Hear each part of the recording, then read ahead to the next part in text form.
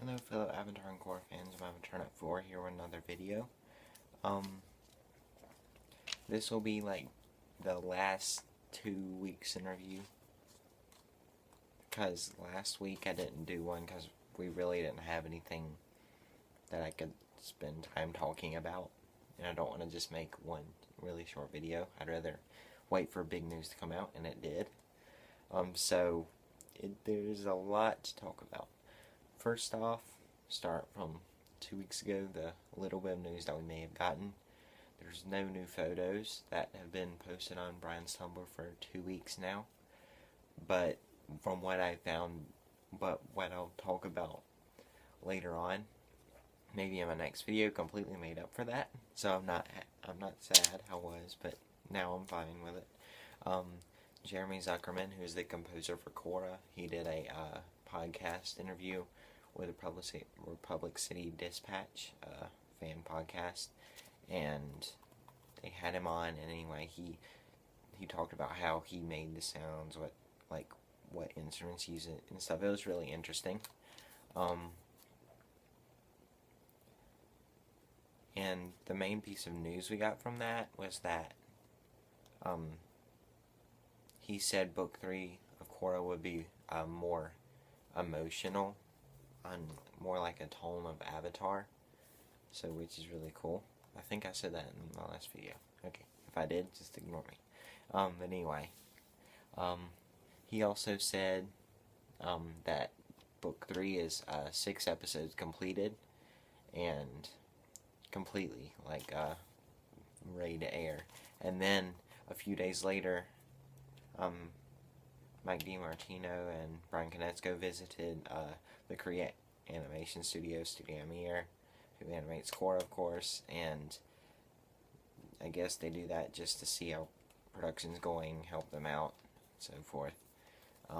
And he posted on Tumblr, and I don't have the exact words or the pictures they posted, but pretty much it was just them at it. And the main piece of news that he said was well, first off, he started saying, we're at Studio Mir, Book 3 is looking amazing, and then he added with a picture of the crew and Brian, Mike, and so forth. He added with that picture a caption saying the team hard at work on animating the last few episodes of Book 3. Then right when I read that, I was like, last few episodes? And when they said that last time, it was around like 4 or 5, pretty much what I consider the 2-hour long finale of Book 2. They were still animating while it was still airing, or working on at least. So that's a really good sign. I think people are saying why did Jeremy Zuckerman say we're only 6 episodes in if now they're saying we're 9 episodes in, a few days later. I think even though those 6 episodes are completely done, those are ones that are completely done, ready to air. Like I said, these are being animated, so it's a big obviously the other ones there's 13 episodes of Book 3, so this last 7 episodes are probably still in later stages, and with the fact that this is being animated right now means the last maybe 4 or something, so probably the finale of Book 3 are being animated, so it shouldn't be much longer. That really got my hopes up for Nick Upfront, which is March 13th this year. It's basically where every network has a panel where they basically announce and lay out their plans for the rest of the year, what they're going to be airing and so forth. And where they premiere trailers, clips, news, and stuff. So a lot of us are expecting Book 3 stuff there with how production is looking. And they posted these early February, late January, so it's probably even later now. Now they're probably 7 episodes done, and even further stages, of course, because that's just how it works. So, and let me remind you that some people are saying, Well, they're only like halfway done with the season. That's still going to be several months to wait. Not necessarily. They don't wait until every single episode is completely done to be aired. As I said earlier, um, they started airing book 2 while they were still working on like the last 4, and they were being animated probably. So they're in the stage right now, and it pretty much is exactly where they started airing book 2. So it should not be. It actually made me move my expectation for when it's going to come out. I originally said like summer maybe. Now I'm thinking maybe April or May. I'm probably 90% sure. Just because of how everything's looking, it looks just like when they normally air them. Just a few episodes being animated. So that's awesome. Once again, Nick up front. I'm looking forward to that. Also, the KCA's Kids' Choice Awards that they air on Nickelodeon. That's March 29th. Last year they didn't show a trailer, but then again, in 2012, on March 14th that year, they debuted the like full length, like 2-minute trailer that pretty much laid out the plot in like the main trailer, not just a teaser trailer. And a release date for book 1.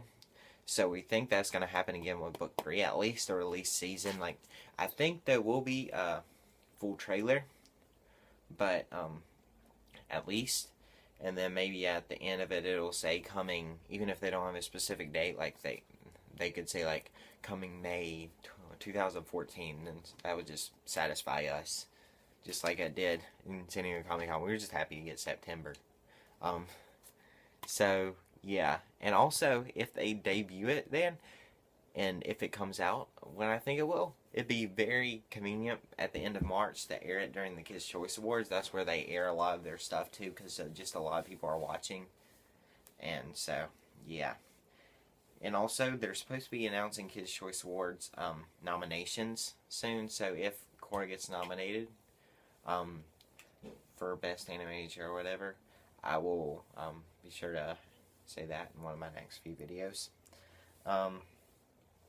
So, yeah, that's pretty much it. Once again, Nick up front, March 13th.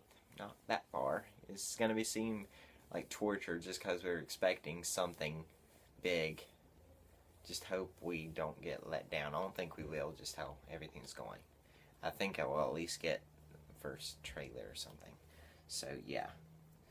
Okay, now I'll start talking about the really piece of exciting news that made up for everything, the few months wait, the no new photos, and this was like, over this past weekend, someone posted on Tumblr, and pretty much the whole fandom lit up about it, but we didn't know if it was true or not.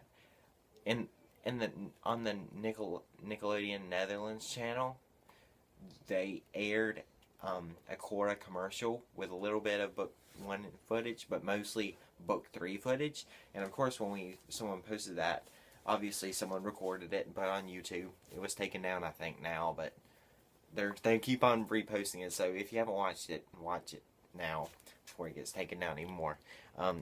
You could just type in Google Legend of Korra Book 3 short trailer Netherlands, and it'll come up. And they also released like a HQ version, high quality. The first one was someone recorded it, so we didn't expect it to be much of anything. And also, people were complaining like it's not in English. I'm like, well, of course it isn't. It was aired in Dutch.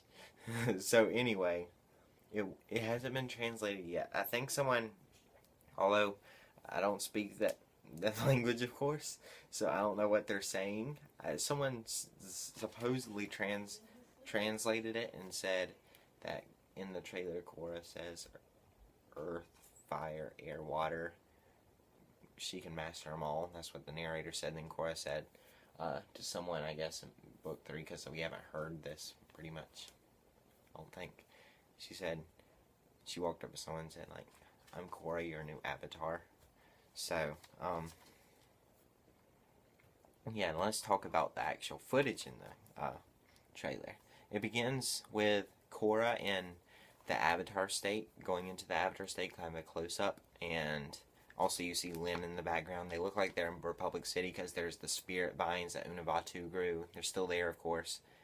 Um, so, yeah. There's not much to talk about, just I'm going to mention these, and mainly the last one, which is really exciting. So, yeah, Spirit Vines, Avatar State. Oh, yeah, she was using that spirit thing Ulok taught her. It was wrapping around the building. I'm wondering if you know how spirits are like being housing in the spirit wilds, like in Wan's time now, since they're roaming now. Maybe they went into that building and they need to get them all out.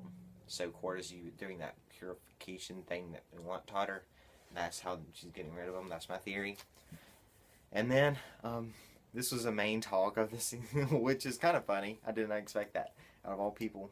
Um, we saw a clip of Tenzin shirtless, like he was that airbending on like out of it on an airship dock thing, and yeah. Anyway, he was shirtless, and of course everyone went crazy.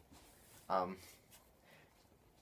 he was ripped. I was like, man, Tenzin, okay. Um, well, I guess he is the son of Aang, so and Last Airbender's kind of has to be kind of intimidating. So yeah. Airship. Yes, in several shots, there's an airship in the background. One with the basic team Avatar minus Mako. I don't know where he was, but anyway, that's pretty much what they showed. Not much there. It just showed them, which is kind of cool, and it showed Korra looking back at them and saying something. And also, this is one of these last two are really exciting. The main standouts for me, the Earthbenders. There were supposedly Earthbenders Korra was fighting in a city that kind of looked like Amashu. You know how it kind of had that main like sand color palette. It was very bland. Someone says maybe it's Ba Sing Se. I don't think so, since Ba Sing Se did not look like that. It was kind of colorful and nicer. Ba Sing Se, I mean, Omashu just looked kind of sand, like, you know what I'm saying, just kind of bland. So that's what it kind of looked like. I'm like, ooh, Omashu. And also in the background of one with the exact same color palette of the airship, I think that's where they landed, right after they landed. And also, if you remember, Cave of Two Lovers, when they showed up, it's surrounded by the mountains. So that's what it showed, which is cool. And